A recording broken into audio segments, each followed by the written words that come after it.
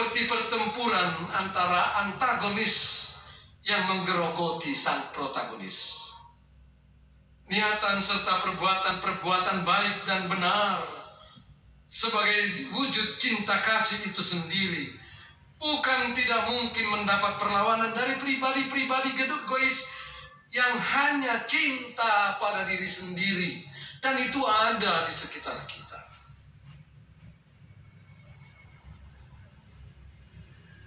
Saudara-saudara, hal seperti ini juga kita saksikan dalam perjalanan bangsa kita.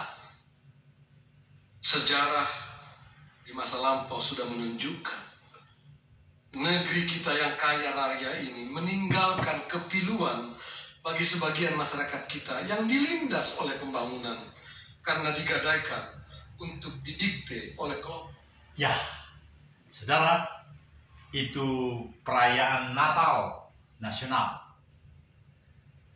luar biasa, karena memang mereka yang pada tahun 80-an menyelesaikan S1, ya, saya dengan Pendeta Gomar Yames Gultom, kami sekelas di Sekolah Tinggi Teologi Jakarta, Jalan Proklamasi 27 Jakarta Pusat. Dan saya bangga betul pada kesempatan kali ini Gomar sebagai Ketua Umum PGI, tentu dalam kapasitas sebagai pendeta, menyampaikan firman yang sangat reflektif dan menjadi rema bagi setiap bangsa, bagi setiap suku, bagi setiap pribadi di Indonesia. Karena ini adalah rumah, biar saya tutup dulu sehingga lebih baik, dan kita saksikan terus dulu ini. Ada banyak orang yang tak bisa merayakan Natal sebagaimana kita. Pandemi ini menyebabkan banyak orang tua kehilangan pekerjaan yang tidak mampu lagi membawa makanan pulang ke rumah untuk anak-anaknya. Banyak keluarga yang menderita karena masalah finansial. Sebagian lainnya terpaksa hidup isolasi. Banyak yang kesepian dan tertekan. Kita menghadapi situasi Natal kali ini dalam situasi yang berbeda dengan orang-orang yang tidak seberuntung kita. Kita menghadapi badai yang sama, tetapi kita ternyata juga tidak berada dalam kapal yang sama. Maka ketika dalam rangkaian ibadah ini muncul pertanyaan, apakah kita penjaga saudara-saudara kita yang berada di luar kapal itu? Kita wajib menjawabnya. Dan lewat ibadah ini, kasih Kristus menawarkan undangan bagi kita semua. Maukah saudara membuka diri agar cinta kasihnya menggerakkan kita untuk persaudaraan, untuk mencintai, memberi dan berbagi dengan saudara-saudari kita yang kurang beruntung. Tawaran pengasihan Tuhan ini bukanlah. Saudara, Gomar Yames Gultom, Ketua Umum PGI, selaku pelayan firman pada perayaan Natal tanggal 27, dan ibadahnya dilaksanakan di GPIB Paulus di Jalan Medan Merdeka Timur. Saya lihat ada Luhut Binsar Panjaitan dan beberapa yang berbaju batik. Dan saudara, yang sangat menarik adalah ini dilanjutkan dengan perayaan. Pada perayaan pun ada penyampaian ada amanat, ada sambutan dari Insinyur Joko Widodo, Presiden kita. Saudara, apa yang mau menjadi sangat rema bagi kita semua? Rema itu dapat kita rasakan, nikmati, dan simpulkan. Rema itu adalah nilai-nilai kasih sayang yang dialami, yang kita renungi, yang kita babincang di perayaan Natal ini. Itulah yang menjadi kekuatan yang amat sangat berguna, sangat banyak pengaruhnya dalam kehidupan kita. Yang lain hanya sekunder, yang lain hanya tambahan. Pada tahun 2022 ini, seluruh komponen, seluruh provinsi, seluruh puak-puak, entitas-entitas, tidak terkecuali siapapun, tidak terkecuali kelompok masyarakat manapun, niscaya menjadi kontributor-kontributor untuk mendukung kejayaan negara, kedaulatan negara, sehingga di tanggal, secara spesifik, di tanggal 29 Oktober tahun 2022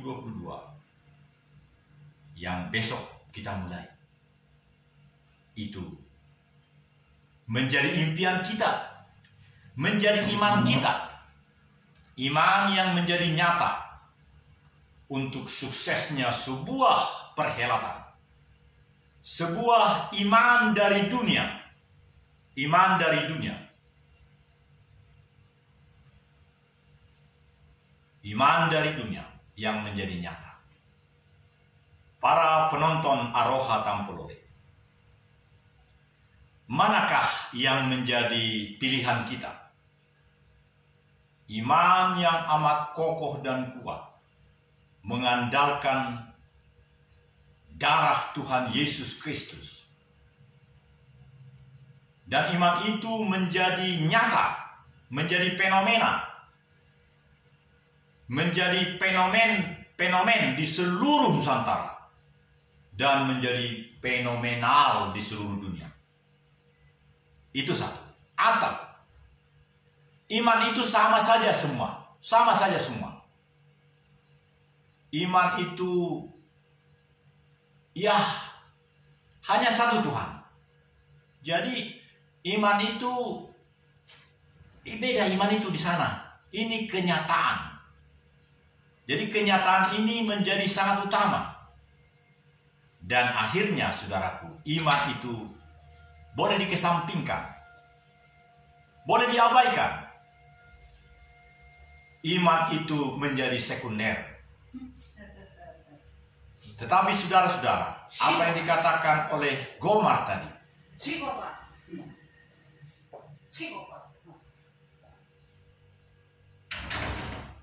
saudara-saudara, kita adalah menjadi pribadi-pribadi yang memilih untuk psikopat atau normal, dan mendatangkan encouraging dan peningkatan dalam tahapan kehidupan kita. Ada orang yang menganggap bahwa perbuatan-perbuatan iman itu adalah perbuatan-perbuatan yang menyalahi tata kehidupan yang normal. Ada yang begitu. Misalnya dia sebut orang itu Tuhan-Tuhanon. Istilah-istilah yang membuat rendah nilai-nilai iman itu. Saudara, yang manakah yang kita miliki dan kita pilih? Natal kali ini mengajak kita semua supaya iman itu menjadi 2 langkah saja.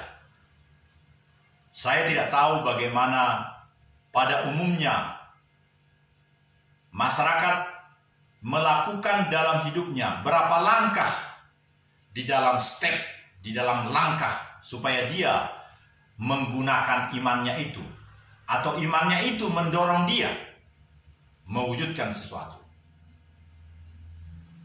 Kami di Aroha Tampolore yang kini akan menjadi 2.400 video-video yang baik di channel ini. Kami memilih dan menetapkan bahwa yang kami pilih adalah yang pertama, yaitu iman yang menjadi nyata. Sehingga langkahnya adalah dua. Langkah pertama adalah, kalau dalam bahasa Tapanuli, amin artinya dapat toma na pinangidom. Atau dalam yang lebih konkret, nunga dijaloho na pinangidom di tangyang mi. Engkau sudah menerima apa yang kau pinta, yang kau mohonkan di dalam doamu ketika engkau mengatakan amin mengakhiri doamu. Jadi amin artinya adalah telah menerima secara iman, secara konsepsional apa yang engkau imani. Itu langkah pertama dalam kehidupan kita. Dan langkah kedua adalah terjadilah, menjadi fenomenalah apa yang langkah pertama tadi. Itu saudara.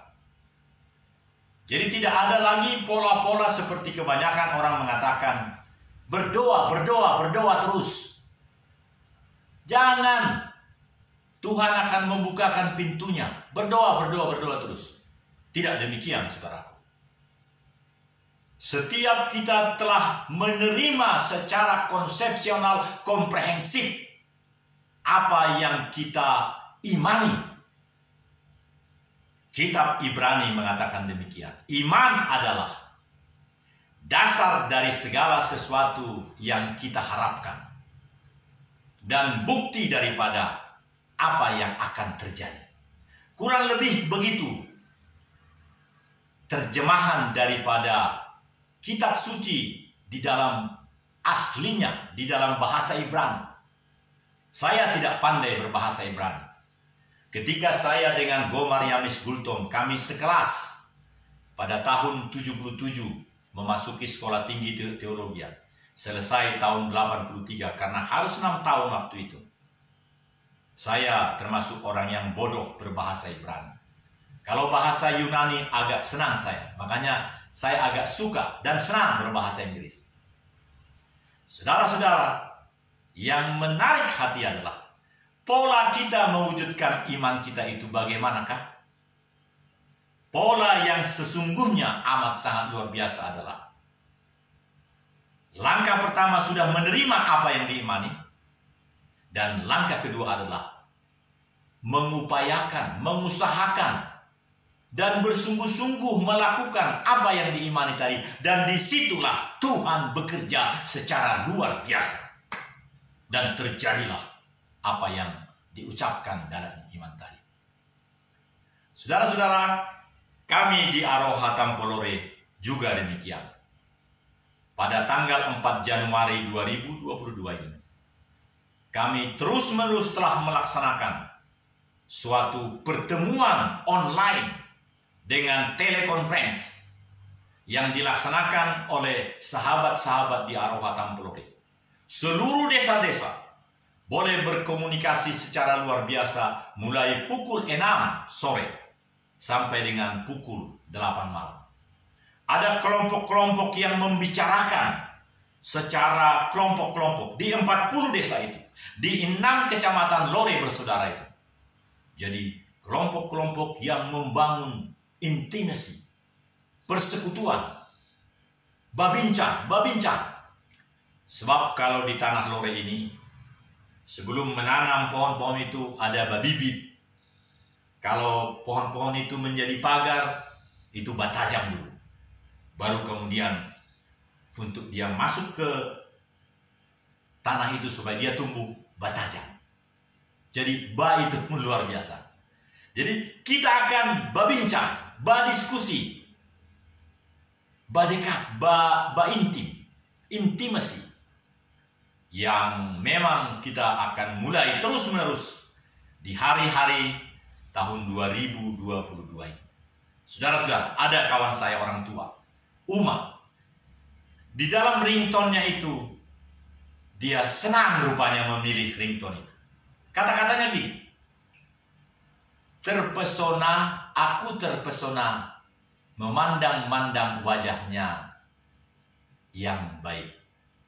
Terpesona, aku terpesona memandang wajahnya yang baik. Itu, saudara-saudara, kalau saya menelpon dia, selalu lagu itu, rupanya memang lagu, padahal dia orang tua. Orang tua yang sudah mau 80, kepala sekolah di Siliwangi waktu itu. Sahabat saya itu begitu mempesona saya. Karena sebagai orang tua yang sudah duda, yang saya rasa sudah lebih dari 10 tahun istrinya meninggal, dan dia hidup bersama anaknya, cucunya, keturunannya banyak. Dan orang tua itu, dia senang ringtone itu. Kalau dia di Palu, kalau dia di Watu Tahu atau di mana, itu tidak lepas dari ringtone-nya. Dia pasti membayar itu 12.000 tiap bulan, karena Telkomsel memang demikian.